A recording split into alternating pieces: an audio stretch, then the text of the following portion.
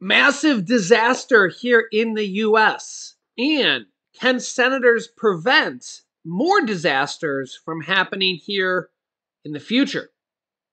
Take a look. First up, massive tornadoes across the South here today, as over a couple dozen dead here, actually.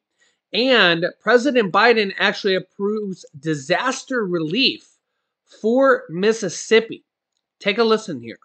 It's not over yet here. There's another wet weather threat today in the South, and Samara Theodore is watching all of that for us. Samara, good morning to you. Good morning, Whit. Yes, the South cannot put down their guard just yet. Take a look. Severe thunderstorm watches now extend from Jackson into South Carolina. We even have a radar-confirmed tornado down in Georgia as early as this morning. Here's a look at what's going to happen. I have to stress this. We're looking at multiple rounds of severe weather today. 3 p.m. this afternoon, we could see a few isolated tornadoes pop up. But as we enter the evening, as that sun sets, we're expecting the more robust storms to move through, and that's where we could see the most devastating tornadoes pop up through this evening. And remember, whether you're in Alexandria, into Jackson, Mississippi, all the way up into Augusta, Georgia, and South Carolina, this entire swath could see strong tornadoes, very large hail. Flash flooding is also a major concern.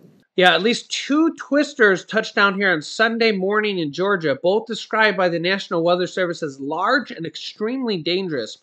President Biden approved disaster relief for storm-battered Mississippi already, where at least 25 people were left dead in the wake of the powerful tornado outbreak. Wow, thoughts and prayers go out to everybody affected by these storms. Congress is actually getting closer to a nationwide TikTok ban. Remember, they've already banned it for government officials, congressmen, congresswomen, and senators. And they might be moving forward to actually banning it for Americans. Remember that about half of the U.S. population actually uses TikTok, somewhere around 150 plus million Americans. So this is a big deal. And the reason is because they're concerned that the data that it obtains on you or anybody who uses it gets sent over to the Chinese government. So it's very serious. Take a listen here. TikTok is the spy in Americans' pockets. Your company continues to feed our children this dangerous and harmful content. Quite frankly, your testimony has raised more questions for me than answers. Your platform should be banned. There are more than 150 million Americans who love our platform, and we know we have a responsibility to protect them. Lawmakers on Capitol Hill hammering TikTok CEO over his company's ties to China. Joining us now are the leaders of the new House committee investigating China, Chairman Mike Gallagher and Ranking Member Raja Krishnamoorthi. Both also serve on the Intelligence Committee. We're going to get to TikTok in a moment, but Congressman Gallagher, you're also on the Armed Services Committee, so I want to start by asking you about the attacks targeting U.S. bases in Syria that left an American contractor dead, several service members wounded.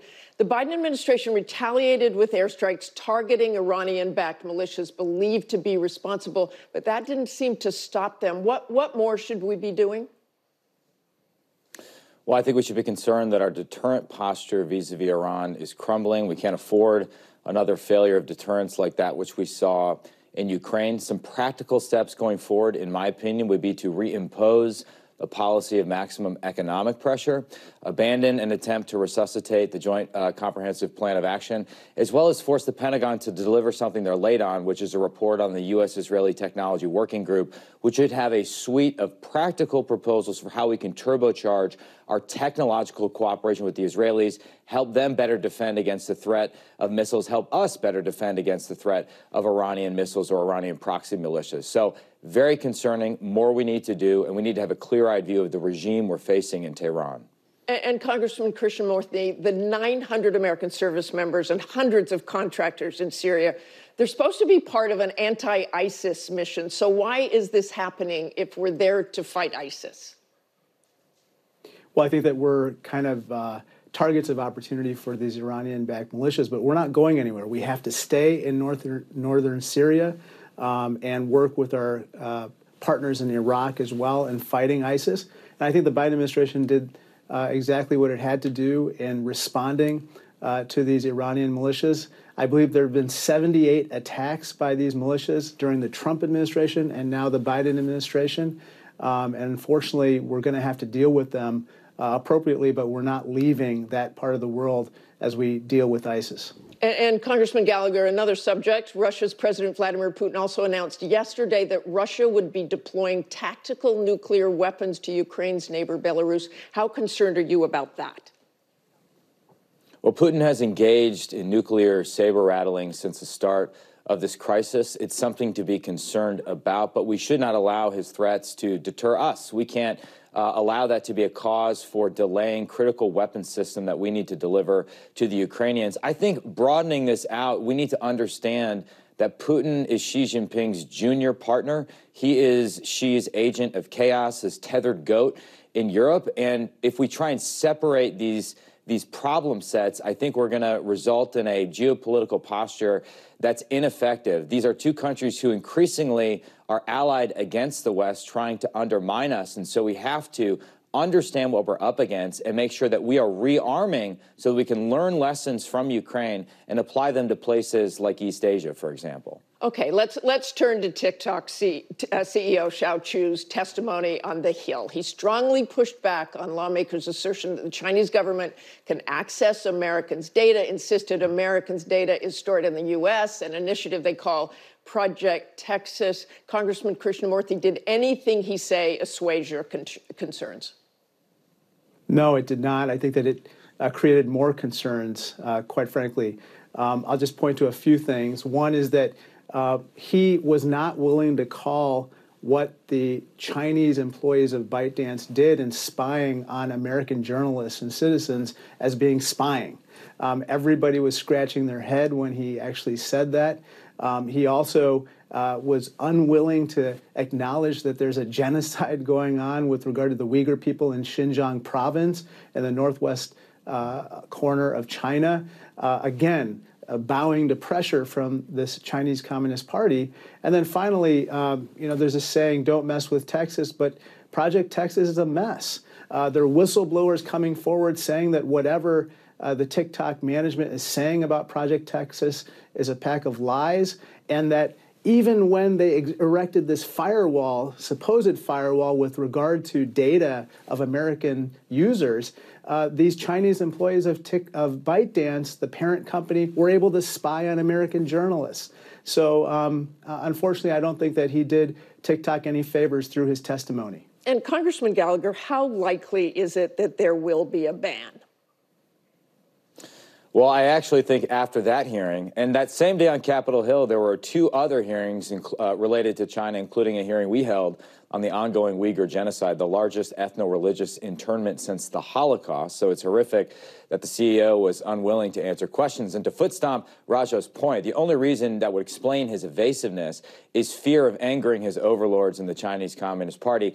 I think this actually increased the likelihood that Congress will take some action. We have the only bipartisan bicameral bill that would allow for either a ban or a forced sale to an American company. And the key part that is missing from Project Texas's mitigation strategy is control of the algorithm. That's really what we need to address. It's not just exfiltrating data from an American phone. It's what they're able to push to Americans through the algorithm, control our sense of reality, control the news, meddle in future elections. They've actually united Republicans and Democrats out of a concern of allowing the CCP to control the most dominant media platform in America.